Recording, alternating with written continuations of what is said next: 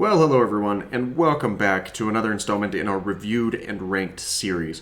We are just about finished with the base playable roster, and we've still got some very interesting characters to talk about, and today's character is no exemption, as today we will be talking about the weather goddess Storm. And in my opinion, this is the best element-based character in the game.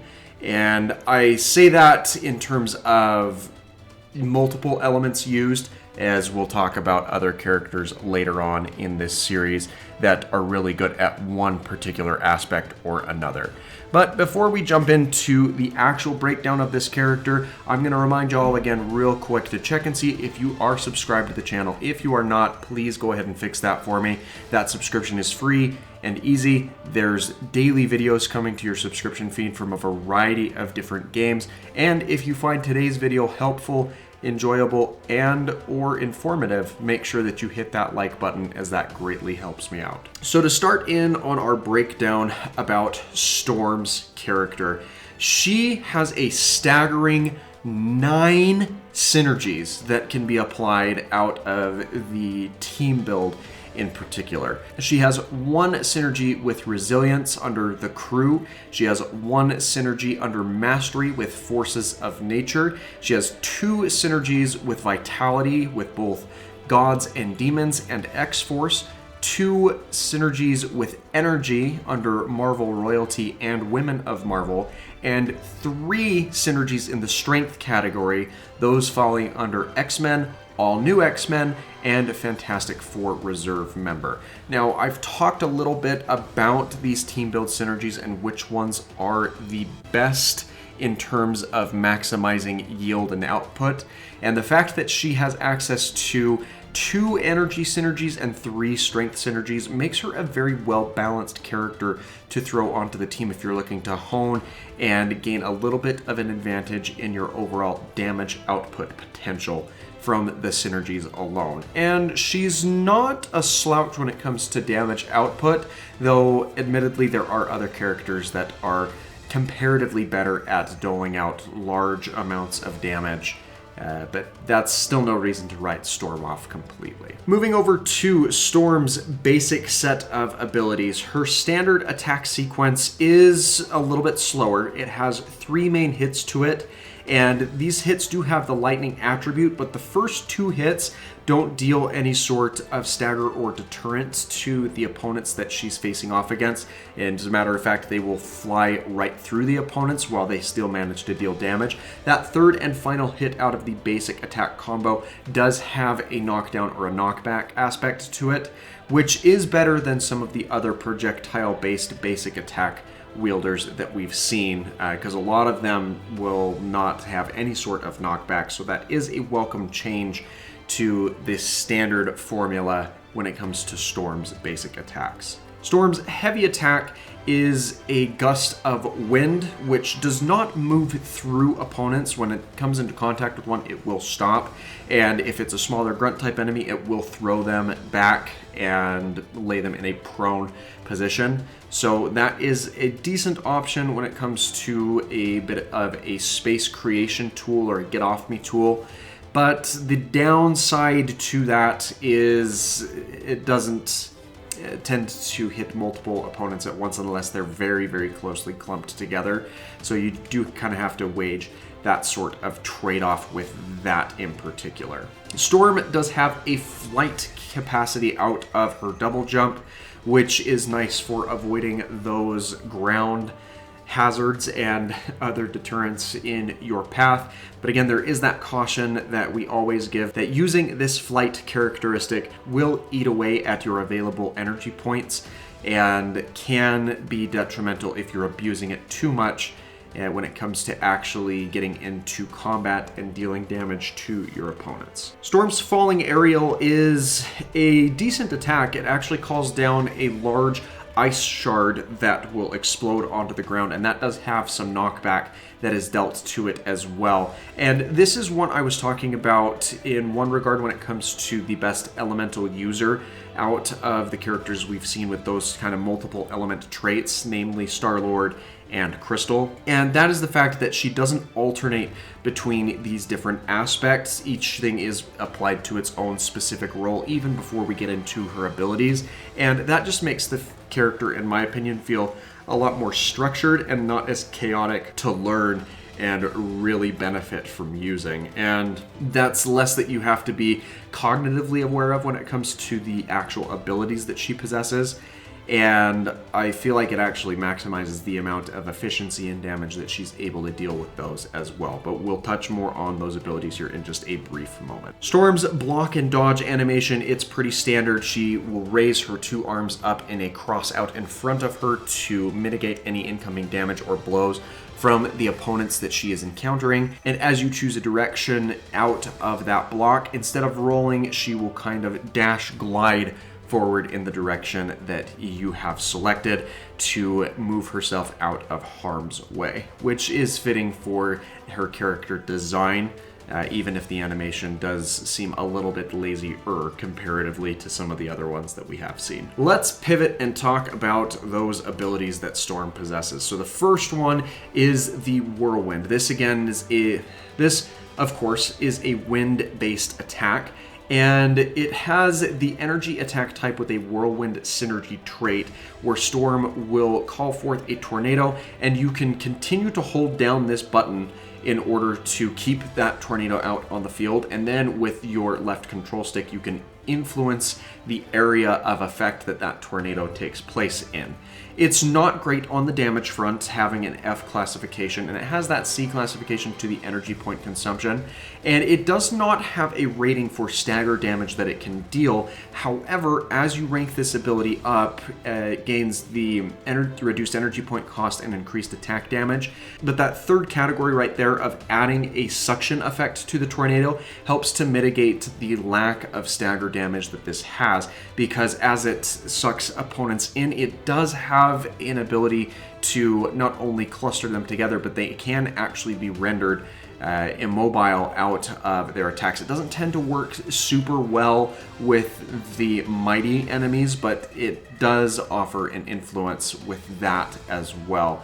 And from my testing, I don't believe that this whirlwind can be elementally charged, but it is a possibility. It certainly can't be elementally charged from any of Storm's abilities, but if you have someone like Wasp or Thor or Star-Lord or someone else around, there's that possibility of the attack being able to take on an elemental attribute. I don't recall off the top of my head if that is something that happens. If you do know for a fact that that happens, feel free to leave a comment down below, and if that is the case, you may even earn yourself a pinned comment on today's video. And that last rank up benefit that we didn't touch on for this attack is of course that standard reduced chance of the attack being interrupted on rank up. Storm's second ability is the Ice Barrage. This attack seems lackluster in its stats, but do not let it fool you.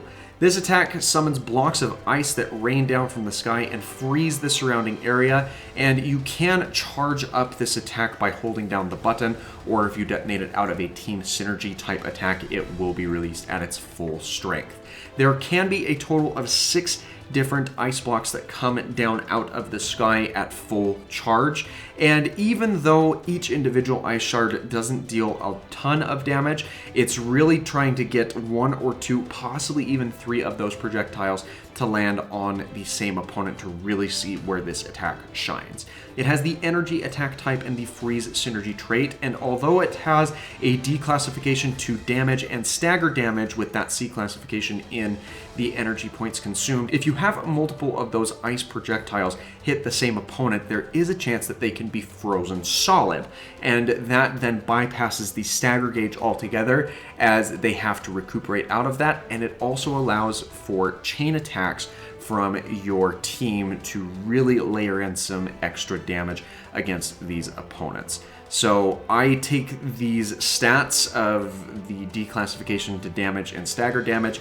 to A, represent each individual ice shard, and B, as a kind of a footnote of what this ability allows you to follow up and do as it renders the opponents immobile. As this attack is ranked up, it benefits from a reduced energy point cost, an increase to the attack damage it deals.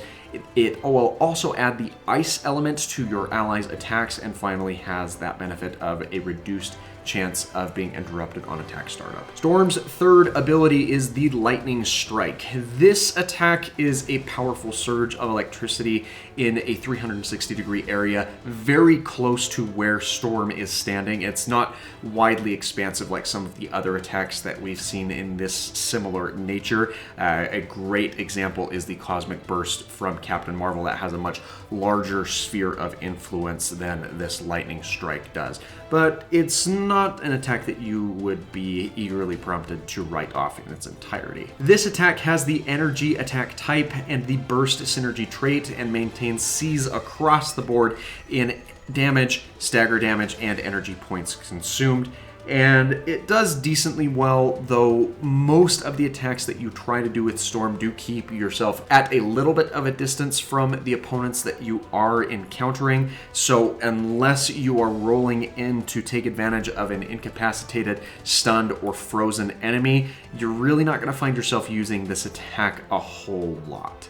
As you rank up this attack, it has the benefit of a reduced energy point cost, an increase to the attack damage it deals, an increase to the stagger damage that it deals, and finally a reduced chance of the attack being interrupted. The fourth and final ability that Storm possesses is the Lightning Storm. This summons a series of electrical strikes that go out in front of the character in a very similar pattern to the Ice Barrage.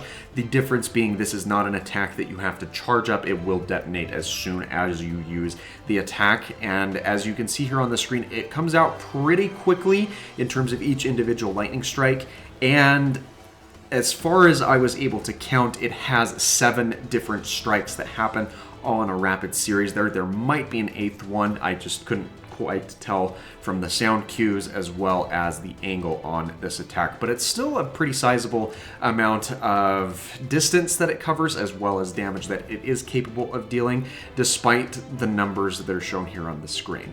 The attack has the Energy attack type and the Shock synergy trait, and despite the fact that it has an abysmal rating to the stagger gauge with that F classification, it does have a D classification to the damage rating and a C classification to the energy points that are consumed when using this ability.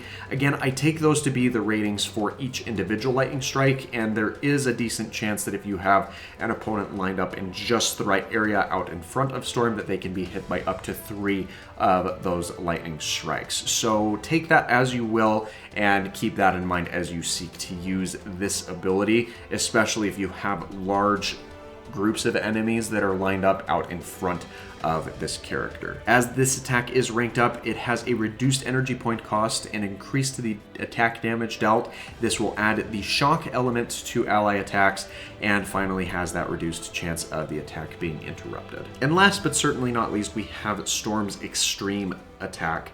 And this is not my favorite attack amongst the cast, but it is good at what it has to offer. This attack takes just over 4.5 seconds to fully conclude, and begins with a whirlwind around Storm to help draw some of the opponents in before sending out a series of lightning strikes in an extended perimeter around the character. So it's more of an area of effect type extreme attack that is designed to be targeted at large groups of enemies, but it has decent applications when being used against bosses, and is short enough in its duration in order to gain a benefit when it comes to dealing damage to the boss and mini-boss characters that you'll encounter throughout the various different game modes. There are other characters that I highly recommend above Storm if you're looking for targeted damage towards the mini-boss characters specifically, but as an extreme attack, it does well where it's intended to be used against larger groups of many enemies. The other caution with Storm's extreme attack is she will not course correct where she detonates this attack. She will begin the attack right where she stands, and you will want to make sure that you are in a large group or right next to the boss character that you are attempting to damage with this attack as you use it, if you really want to get the maximum yield out of it. though you can still get some cheeky damage in there if you happen to be further away from the intended strike zone due to the expanded area of influence that this attack has compared to some of the others that do not have any sort of course correction. So after looking at everything that Storm has to offer, it is now time for us to consider where she belongs on our tier list.